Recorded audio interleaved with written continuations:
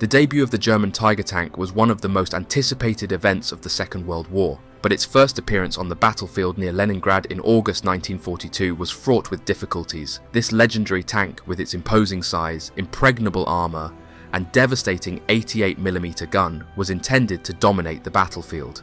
However, its early days in combat painted a much more complicated picture.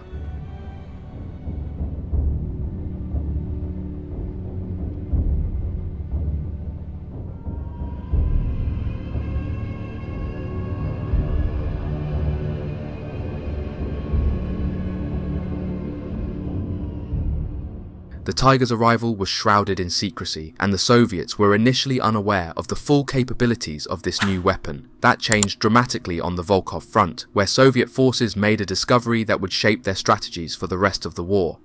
Between two Red Army frontline posts, a Tiger tank had been disabled by Soviet gunners. The wreckage caught the attention of none other than Marshal Zhukov, who described the moment. Quote, "Our gunners had hit a panzer that looked different from the types of tanks we knew. The Nazis were trying very hard to drag it away. We had a special group formed of an infantry platoon and 4 tanks to capture the enemy tank and tow it to our positions, supported by a powerful gun and mortar shelling." End quote. This was the Soviets' first encounter with the Tiger, a tank that Hitler himself had ordered to be rushed into combat months ahead of schedule. Once in Soviet hands, engineers meticulously examined the tank, uncovering its vulnerabilities. Zhukov recalled, "Experiments revealed its most vulnerable points, at once circulated among all Soviet troops. That is why our tank men and gunners didn't falter when the Germans first used the Tigers en masse in the Stalingrad and Kursk battles later." But obviously Tiger tanks were not used in Stalingrad. I think he meant the time Stalingrad was raging, the end of 1942. Anyway, while the Soviets gained valuable intelligence, the Germans faced their own challenges deploying the Tiger. Heavy Tank Battalion 502, the first unit to receive the tank, encountered significant mechanical issues from the outset. The Tigers had been rushed into production with limited testing, and as a result, their reliability was far from optimal. Transmission failures, engine fires, and the tank's enormous weight all posed serious problems. By late August, the battalion had only received 4 Tigers, far short of its intended strength. Nevertheless, Hitler's insistence on deploying the tanks immediately left no room for delay. On August 29, 1942, the Tigers made their combat debut near Leningrad. Major Richard Marker, the battalion commander, had expressed grave concerns about using the Tigers in this terrain. The area was densely forested, riddled with swampy bogs, and drenched by torrential rains typical of the season. Marker argued that the conditions were unsuitable for the 56-ton tanks, but his warnings went unheeded.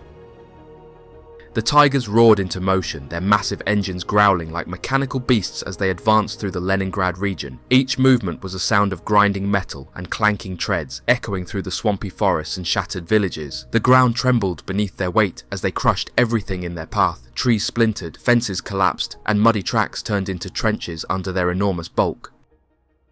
Their presence was impossible to ignore. They were loud, boisterous, and seemingly unstoppable, carving a path through the chaos with an aura of invincibility. Even as they made only small gains, the Tigers announced themselves as harbingers of destruction, their advance a stark warning to all who stood in their way.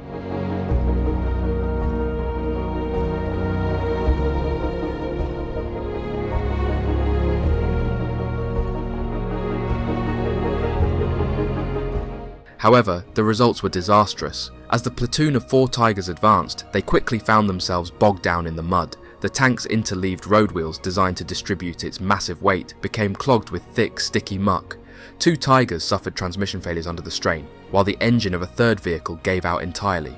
With their mobility crippled, the Tigers were sitting ducks. Although the Soviets didn't capture these Tigers in this engagement, the effort to recover them was monumental. Each tank required 3 18-ton half-tracks to tow it back to safety, and replacement parts had to be flown in from Germany, a logistical nightmare for a battalion operating deep in enemy territory. Despite the mechanical failures, the Tigers were repaired and returned to service by mid-September. However, their second deployment on September 22nd fared even worse. Once again, the harsh terrain proved too much for the tanks. All 4 Tigers broke down or became stuck, with one even catching fire. This time only 3 were recovered. The 4th, abandoned by its crew, was deemed at risk of falling into Soviet hands. Marker proposed destroying the tank, but higher command overruled him, preferring to preserve the asset. Ultimately, in November, the Germans were forced to destroy the vehicle after months of unsuccessful recovery attempts. This marked the first total loss of a Tiger tank.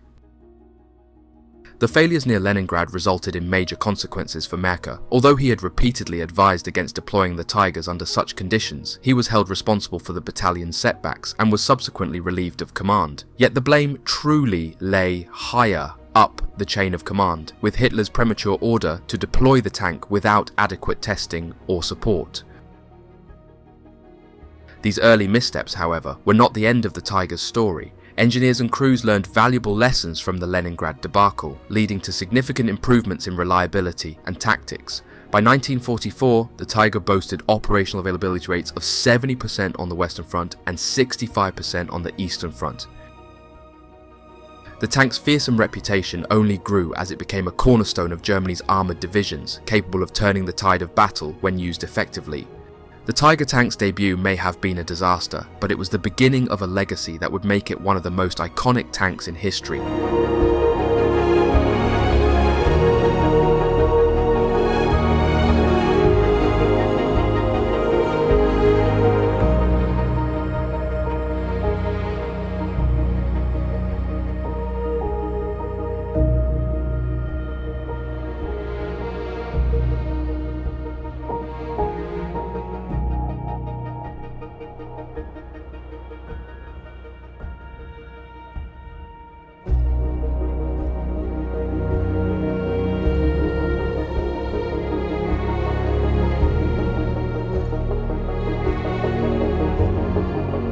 The Panzer VI Tiger I heavy tank was born out of necessity, a direct response to the lessons learned on the battlefields of the early years of World War II.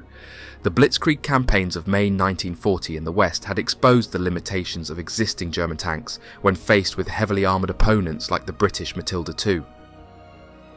Similarly, the invasion of the Soviet Union in 1941 revealed an even graver threat: the Soviet T-34 and K-5-1 tanks. These vehicles, with their revolutionary sloped armour and powerful guns, proved nearly impervious to the standard German tank arsenal.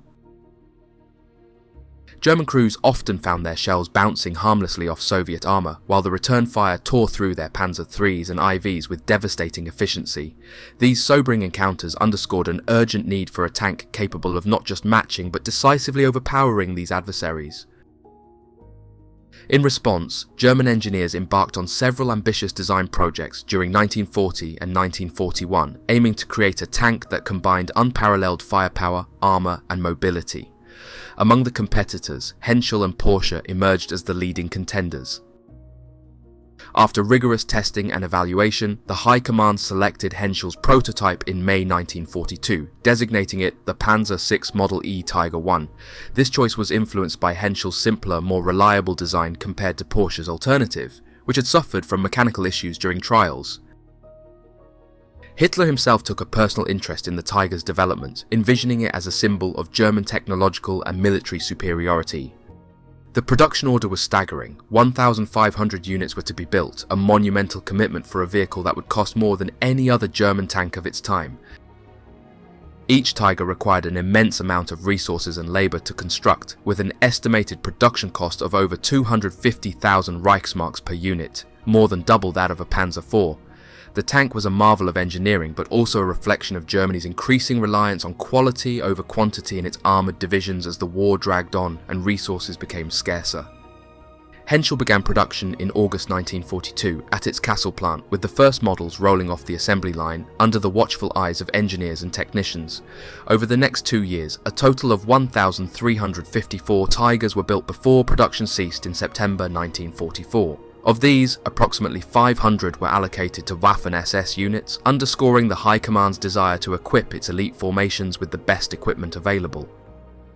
Initially, these tanks were distributed among 3 divisional heavy tank companies. As war progressed, these companies were reorganized into independent SS heavy tank battalions, allowing for greater operational flexibility and concentrated firepower. The Tiger I was a colossus on the battlefield, weighing 56 KWK 36L/56 gun, derived from the infamous Flak 88 anti-air both promise and teething problems. It would take several months before the Waffen-SS and Heer received their allocation of Tigers during the winter of 1942-43. By then, the 3 elite SS divisions had completed their transition from motorized to Panzer Grenadier formations, incorporating the Tigers into their structure to create formidable heavy tank companies. Each of these companies received 14 Tiger tanks, dramatically increasing their combat power. These units would soon showcase the Tiger's devastating potential on the battlefield. The spring of 1943 saw the first major deployment of Waffen-SS Tigers at the Third Battle of Kharkov. Here, they proved their worth, smashing through Soviet defences with their 8.8 cm guns and shrugging off all but the heaviest enemy fire. Soviet tank crews, accustomed to the vulnerabilities of earlier German designs, were horrified to see their shells ricochet harmlessly off the Tiger's armour. Accounts from the battlefield describe the Tigers as seemingly invincible juggernauts, advancing methodically and leaving destruction in their wake. Yet, even as it gained a fearsome reputation, the Tiger's design and production reflected the increasingly desperate strategic situation facing Germany. Its complexity, high cost and logistical demands made it a double-edged sword, a tank that could win battles but strain the resources of a nation fighting on multiple fronts.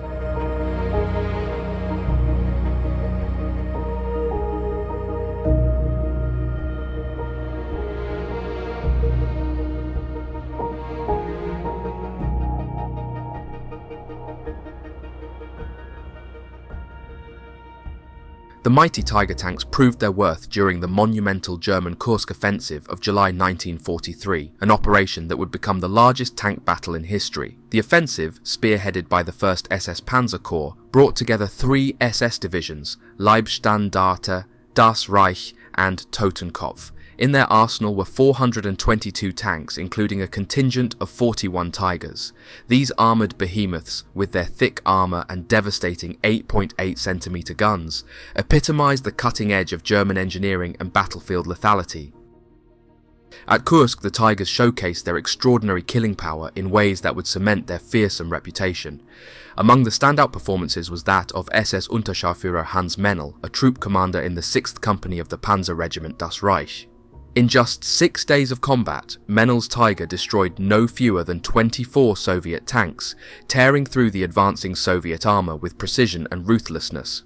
Accounts from the battlefield describe his Tiger as a grim reaper, systematically cutting down one T-34 after another, its long-barreled gun belching fire and destruction. Another moment of Tiger legend unfolded on July 7th, when massed Soviet armour launched a counterattack at Syokny, striking the southern shoulder of the Kursk salient. Amid the chaos, SS Oberscharführer Franz Staudeger of the Leibstandarte's 13th Panzer Company found himself and his solitary Tiger tank facing a Soviet force of 50 T-34 tanks. Outnumbered but undaunted, Staudeger fought with grim determination, engaging the enemy at close quarters. Shells ricocheted off his Tiger's thick frontal armour as he picked his targets with clinical precision, exhausting his entire ammunition supply in the desperate defence. By the time the battered Soviet armour withdrew, Staudeger's Tiger had accounted for an astonishing 22 enemy tanks. This feat earned him the Knight's Cross, a testament to the deadly synergy of German engineering and individual bravery. After Kursk, the fortunes of the Tiger units diverged. The Leibstandarte was redeployed to Italy, tasked with bolstering German defences in the face of the Allied advance. Meanwhile, the Das Reich and Totenkopf divisions remained embroiled in the gruelling battles of the Eastern Front. Throughout 1943, the Tiger companies attached to these divisions continued to fight with determination, taking a heavy toll on the numerically superior Soviet forces. However, by early 1944, the demands of war necessitated a major reorganization. The High Command withdrew the Tiger companies from these divisions and sent them to Germany, where they formed the cadre of 3 newly established heavy tank battalions, the 101st, 102nd and 103rd. These reorganised battalions quickly returned to the fray, playing pivotal roles in the spring of 1944 during the frantic defensive battles on the Eastern Front. The 102nd Heavy Tank Battalion, attached to the 2nd Panzer Corps, distinguished itself in the ferocious fighting around Ternopil in April. The Tigers served as mobile fortresses, stemming wave after wave of Soviet attacks with their devastating firepower. Yet by this time, the battlefield supremacy of the Tiger faced a growing challenge: the emergence of new Soviet heavy tanks such as the Joseph Stalin II, JS-2. These behemoths, armed with a fearsome 12.2 centimeter gun and protected by thick armour, posed a serious threat to the Tigers. During the first significant engagement between these two titans, at Targul Frumos, Romania, in May 1944, the Tigers struggled to penetrate the JS-2's armour at ranges over 1,800 metres. The JS-2, in contrast, could destroy a Tiger with a single well-placed shot, forcing German crews to adapt their tactics and operate with greater caution. The losses of Tiger I tanks on the Eastern Front rose markedly as the Soviets gained battlefield parity.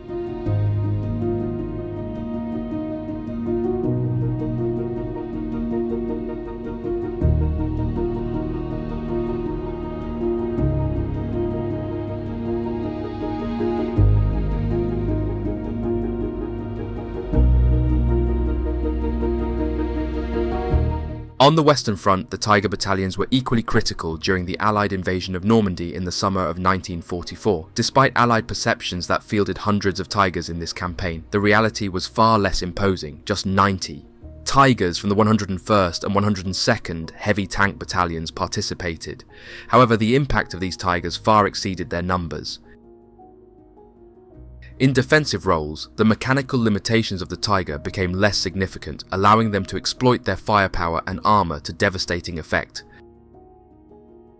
The psychological impact of the Tigers on Allied forces was immense. Stories of their invincibility spread rapidly, fostering what became known as Tigerphobia. Allied tank crews, particularly those in Shermans, often hesitated to engage Tigers unless absolutely necessary. In one instance, a solitary Tiger held its ground against Allied positions for hours, undisturbed because no Allied tank dared to challenge it.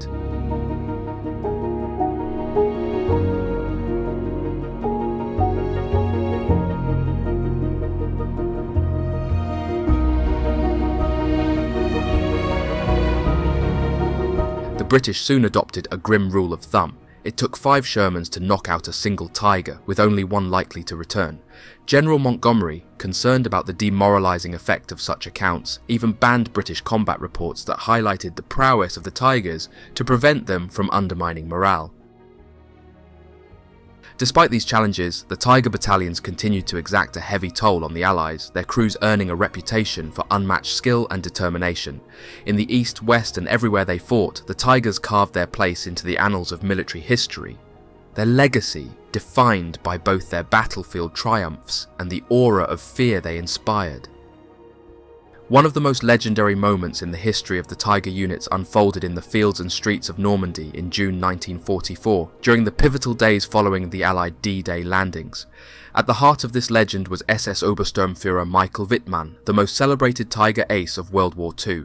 Wittmann's audacious actions on June 13th near Villers-Bocage earned him enduring fame and a reputation as one of the most formidable tank commanders of the war. By the time of his death on August 8, 1944, Wittmann had achieved an astounding tally of 139 confirmed kills in combat, an achievement that earned him the Knight's Cross with oak leaves and swords, one of Nazi Germany's highest military honours. Yet it was the battle near Villers-Bocage, often exaggerated in retellings, that cemented his legacy. The encounter has gone down in history as the moment when a single Tiger tank led by Wittmann reportedly smashed an entire British armoured brigade. While the truth was more complex, the battle nonetheless showcased the Tiger's devastating power and the daring tactics of its most skilled crews. The 101st Heavy Tank Battalion, Wittmann's unit, had reached the Normandy front lines on June 11th, redeploying from Belgium to reinforce the German defences against the Allied advance. Just 2 days later, on June 13th, Wittmann's Command Tiger was conducting reconnaissance near Hill 213, a strategically significant position northeast of Villers-Bocage. Through the hazy daylight, Wittmann observed the British 22nd Armoured Brigade advancing along the road. The British tanks, led by the 4th County of London Yeomanry Regiment, had just captured Villers-Bocage and were moving with a dangerous sense of complacency. From their concealed position in a small copse of trees, Wittmann and his crew watched as the British forces halted their advance for a tea break. The scene was surreal. British tank crews casually dismounted, confident in their superiority. "They're behaving as if they've already won the war," snarled Wittmann's gunlayer, SS Oberscharführer Voll. Wittmann's reply was quick and resolute. "We're going to prove them wrong." Wittmann swiftly ordered his group of 5 Tiger tanks into action. The Tigers descended westward down the hill, skirting the main British spearhead to position themselves for maximum surprise. Wittmann's Tiger took the lead, charging into the eastern outskirts of Villers-Bocage. The scene erupted into chaos as Wittmann's gunner opened fire, quickly destroying 3 Churchill tanks belonging to the British HQ squadron of the 22nd Armoured Brigade.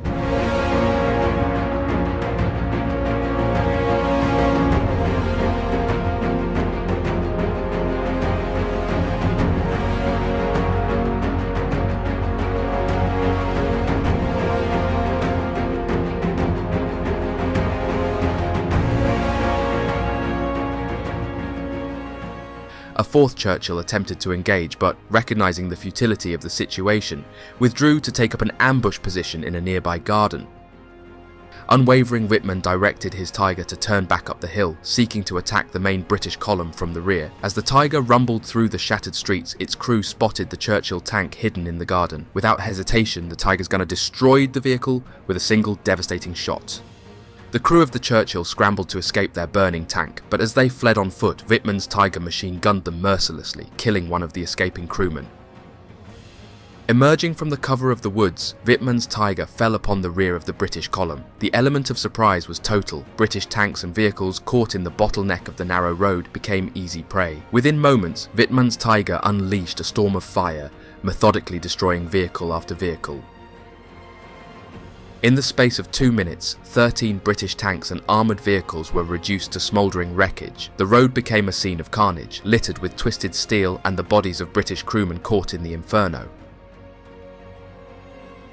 Reinforcements arrived as Wittmann's other 4 Tigers joined the fray, supported by fire from 8 additional German tanks. Together, the German armour swept through the battlefield, decimating the British forces.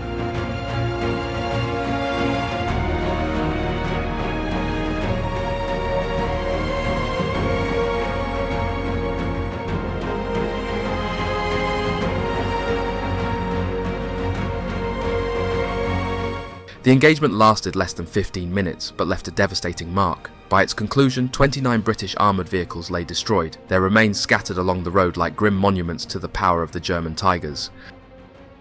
The Battle of Villers-Bocage became a defining moment in Wittmann's career, and a symbol of the Tiger tank's battlefield dominance.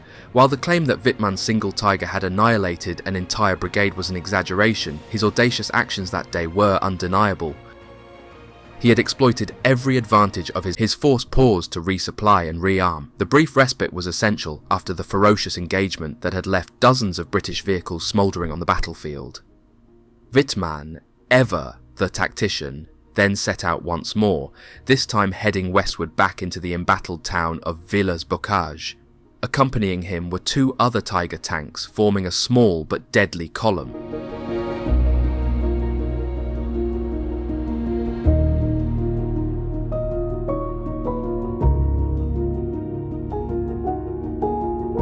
By now, the British 22nd Armoured Brigade had recovered from the shock of Wittmann's earlier assault and prepared defensive positions within the town to repel any further German advances.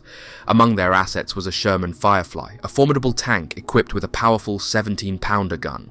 This was one of the few Allied weapons capable of penetrating the Tiger's thick armour. Positioned strategically in a side street, the Firefly lay in wait to ambush Wittmann's advancing column. Elsewhere, 3 Churchill tanks and a 6-pounder anti-tank gun had taken up concealed positions, creating a deadly web of overlapping fields of fire. As Wittmann's Tiger, positioned in the middle of the 3-tank column, approached the heart of Villers-Bocage, the ambush was sprung. From a side alley, the 6-pounder anti-tank gun fired at close range, striking Wittmann's vehicle. The impact immobilized the Tiger, its treads frozen as smoke began to pour from the engine compartment. Realizing the peril of their situation, Wittmann and his crew abandoned the stricken tank under a hail of British fire. Fighting their way on foot, they managed to evade capture and retreat southward toward the relative safety of German lines. The lead Tiger in Wittmann's column fared no better. It succumbed to a well-placed shot from the waiting Sherman Firefly, its thick armour pierced by the Firefly's high-velocity 17-pounder shell. The resulting explosion rocked the narrow streets of Villers-Bocage as flames engulfed the vehicle. Meanwhile, the third Tiger in the column, realizing the precariousness of its position, charged. Despite losing 4 Tigers out of the 13 involved in the battle, the Germans inflicted staggering losses on the British. By the end of the engagement, the Germans had destroyed 47 Allied vehicles and inflicted 257 casualties in what was arguably the most extraordinary feat of armoured combat in the entire Normandy campaign.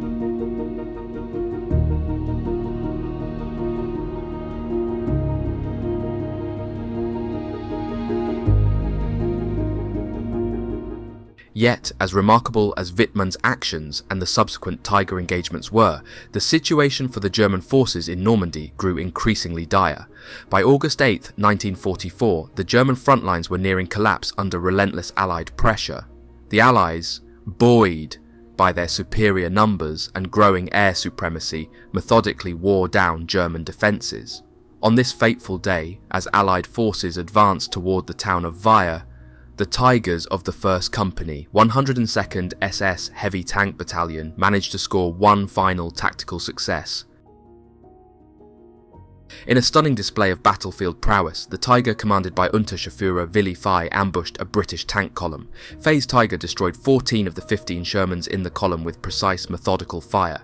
The Shermans, outgunned and outmaneuvered, were reduced to burning wrecks scattered across the French countryside. Fey's Tiger, with its ammunition nearly depleted, managed to knock out a 15th Sherman with its final 2 rounds before Allied fire immobilised the tank. Despite this setback, Fey's Tiger was towed to safety by 2 other Tigers, preserving the valuable vehicle for further engagements. The ferocity of the 1st Company's actions did not end there. On the same day, other Tigers from the unit destroyed an additional 9 Allied tanks, bringing their total to 24 in just one day. Such tactical successes highlighted the destructive power of the Tiger tank and the skill of its crews. However, these victories were fleeting in the face of the larger strategic disaster unfolding around them.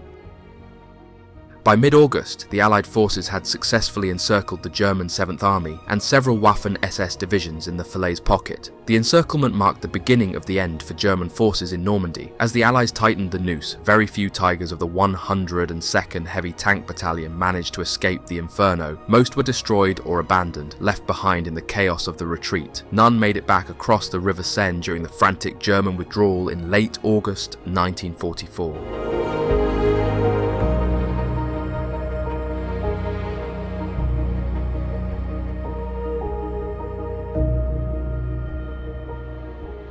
Despite losing all its Tigers, the 102nd SS Heavy Tank Battalion left an indelible mark on the Normandy campaign. Over 6 weeks of brutal combat, the battalion claimed the destruction of an astonishing 227 Allied tanks. These figures underscored the Tiger's fearsome reputation and the skill of its crews. Yet, the sacrifices of the 102nd SS and their Tigers were ultimately in vain. The loss of Normandy marked a decisive turning point in the war, and the once mighty Tiger battalions could not stem the tide of Allied victory.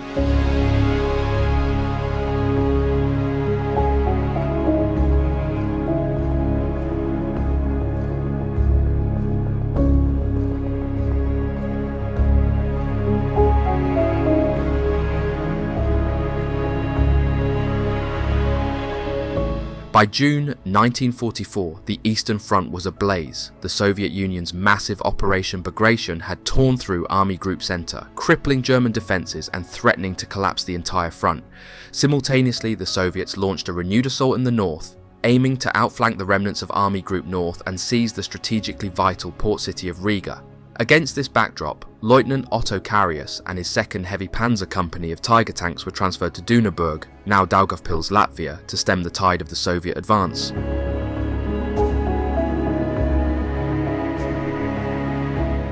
Karius, one of Germany's most renowned tank aces, knew the stakes. The Wehrmacht was stretched thin, and every tactical decision carried immense consequences. On July 22, 1944, Karius received orders to advance with his company of 8 Tiger tanks towards the village of Malinava, north of Dunaburg. Intelligence suggested that Soviet forces had begun to occupy the village, using it as a staging ground for their vanguard. Karius understood the gravity of the situation. If the Soviets consolidated their position, they could overwhelm the German defenders and push toward Riga, opening the door for an even larger offensive. Accompanied by Feldwebel Albert Kirscher, Karius took a Kubelwagen to reconnoitre the village personally, a dangerous undertaking that spoke to his bold and meticulous leadership style. As they approached Malinava, the sight of Soviet vehicles confirmed their fears. The Red Army had arrived. The vanguard, consisting of tanks and infantry, was preparing for the arrival of reinforcements. Karius immediately recognized the opportunity. This was the moment to strike, before the main Soviet force could regroup and solidify its foothold. Karius devised a daring plan. To minimize risk, he would attack the village with just 2 Tigers, keeping the remaining 6 in reserve. There was only one road leading into Malinava, and sending the entire company down this narrow path would create a dangerous bottleneck, making them vulnerable to counterattacks or artillery fire. Leading the assault in his Tiger, with Kirscher following closely behind, Karius placed a premium on speed and surprise. The attack began as the 2 Tigers roared toward the village, their engines snarling and their massive steel forms kicking up dust. Karius's gamble relied on shock and confusion to throw the Soviet defenders off balance. As the Tigers neared the outskirts of Malinava, 2 T-34/85 tanks came into view.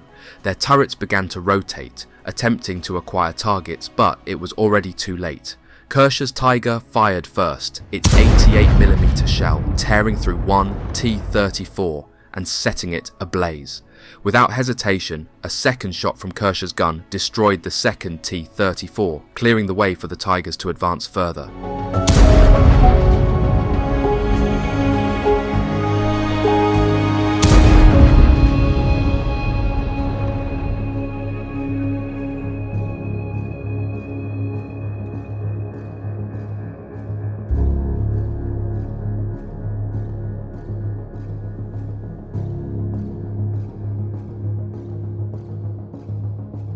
As the tanks pressed deeper into the village, Karius suddenly spotted an unfamiliar silhouette ahead.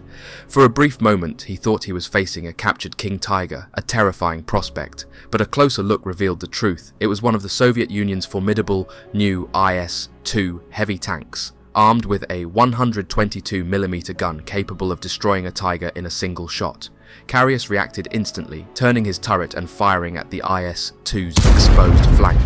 The Soviet tank erupted into a massive fireball, its ammunition cooking off in a deafening explosion. The battle descended into chaos as Karius and Kirscher unleashed havoc on the Soviet forces in Malinava. With precise fire, the 2 Tigers methodically destroyed Soviet tanks and vehicles, their 88mm guns proving devastatingly effective against the thinner armour of the T-34s and the sides of the IS-2s. Explosions echoed through the narrow streets as burning wrecks littered the village.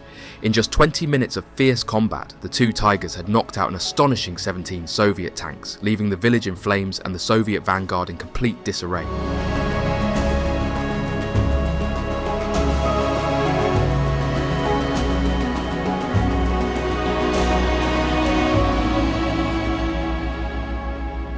Other engagements around Dunaburg, Karius was awarded the Oak Leaves to his Knight's Cross, one of the highest honours in the German military. Outnumbered and outgunned, they had turned the tide of a critical engagement, demonstrating the deadly effectiveness of the Tiger tank in skilled hands. Yet, as the war ground on, even aces like Karius could only delay the inevitable. The relentless Soviet advance would continue. But, for one day in July 1944, the Tigers roared loud enough to hold the line. On July 24, 1944, Lieutenant Otto Karius once again displayed the daring leadership that had earned him his legendary status. Known for personally reconnoitring dangerous terrain before sending his tanks into battle, Karius took off on his motorcycle and sidecar with his driver, determined to gather vital intelligence ahead of the next operation. This was typical of Carius, who often led from the front and never hesitated to put himself in harm's way. However, this boldness would nearly cost him his life. As they reached a desolate area near the front, the rumble of distant artillery mingled with the quiet rustling of the surrounding forest. Carius dismounted his motorcycle, scanning the horizon for signs of Soviet positions. Suddenly, the tranquility shattered. A volley of gunfire erupted from the underbrush. An ambush.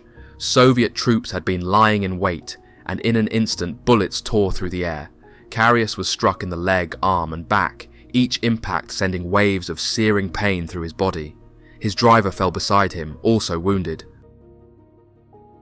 As blood pooled beneath him, Carius with his one good arm reached for his sidearm, desperate to defend himself, but before he could draw his pistol, a Soviet officer loomed over him, his weapon pointed directly at Carius's head. Time seemed to slow as the Russian pulled the trigger. With a desperate twist of instinct, Carius turned his head just as the shot fired. The bullet meant to end his life tore into his neck instead. Pain surged through him, but somehow, miraculously, he was still alive. Barely clinging to consciousness, Carius found himself staring death in the face. But in that harrowing moment, the roar of engines and the clatter of tracks shattered the grim tableau. His Tiger tanks, alerted to his peril, stormed onto the scene like knights in steel armour in a Hollywood-style rescue operation. The hulking vehicles unleashed their fearsome 88mm guns, sending the Soviets scattering in panic. Carius's crewmen leapt from their Tigers, rushing to their wounded commander.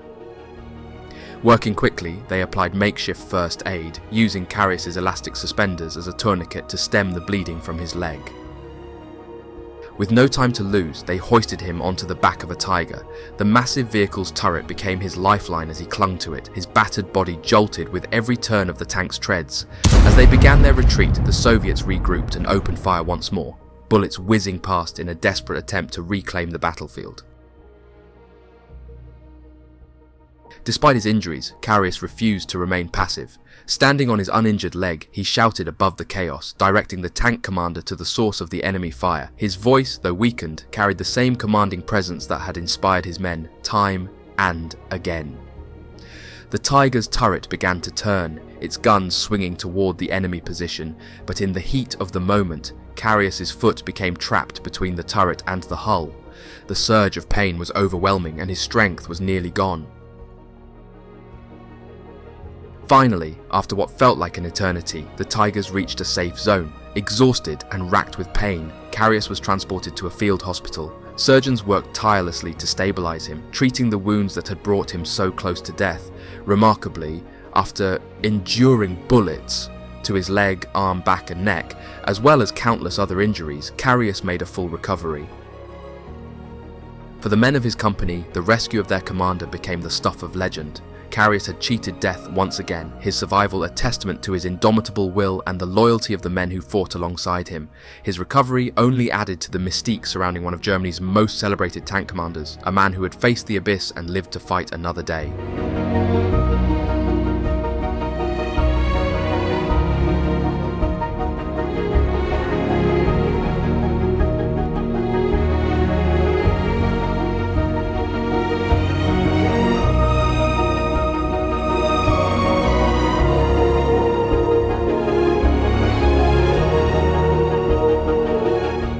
The Tiger tank remains a titan of military history, a machine that not only shaped the battlefields of World War II, but also left an indelible mark on the imagination of generations.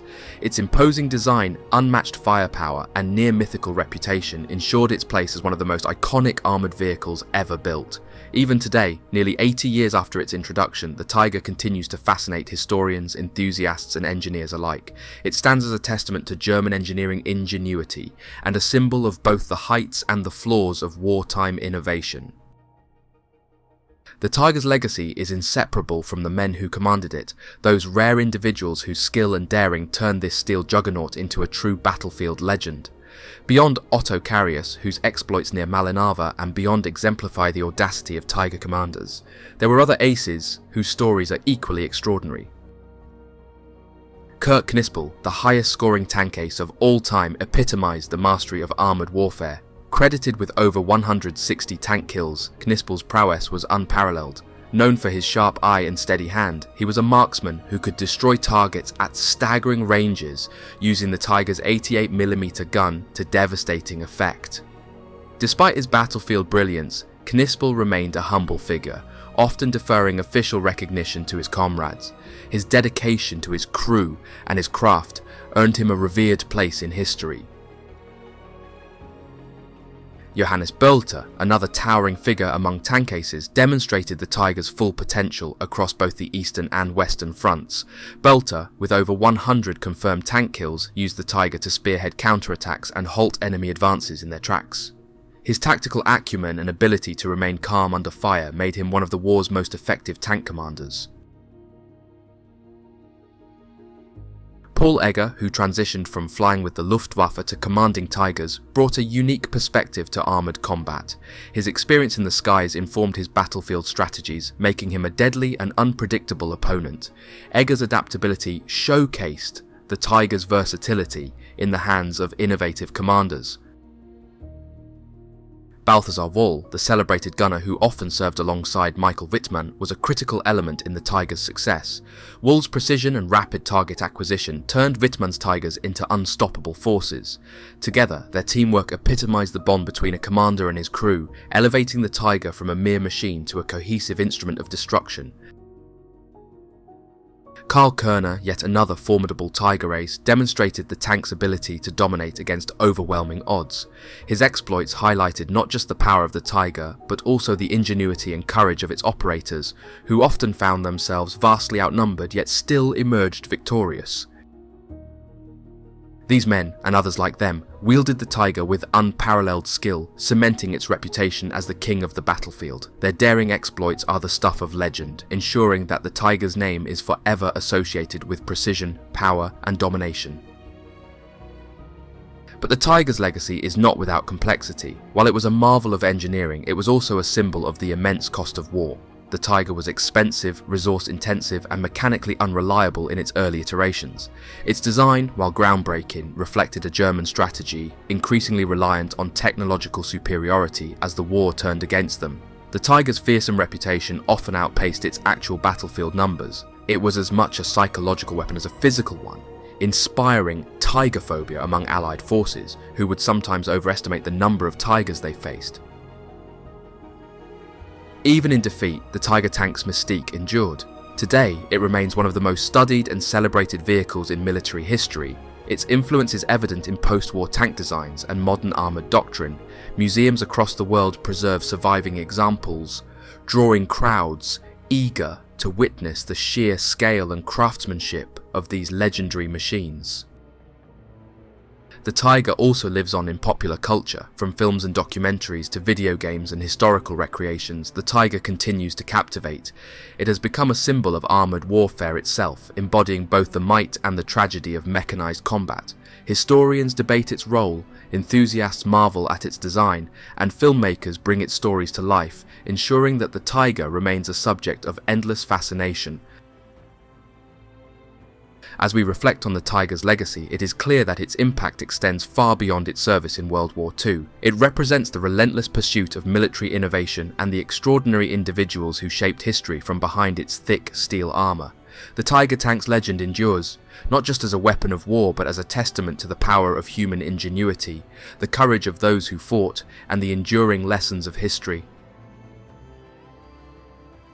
And with that, we wrap up today's video. I'm incredibly grateful to have you here until the end. Your support truly means the world to me. A huge shout out to my amazing patrons. If you'd like to support the channel or get access to some exclusive content, the links to my Patreon and Instagram are down below. I hope you learned something new, and as always, I'll see you in the next adventure. Take care and goodbye for now.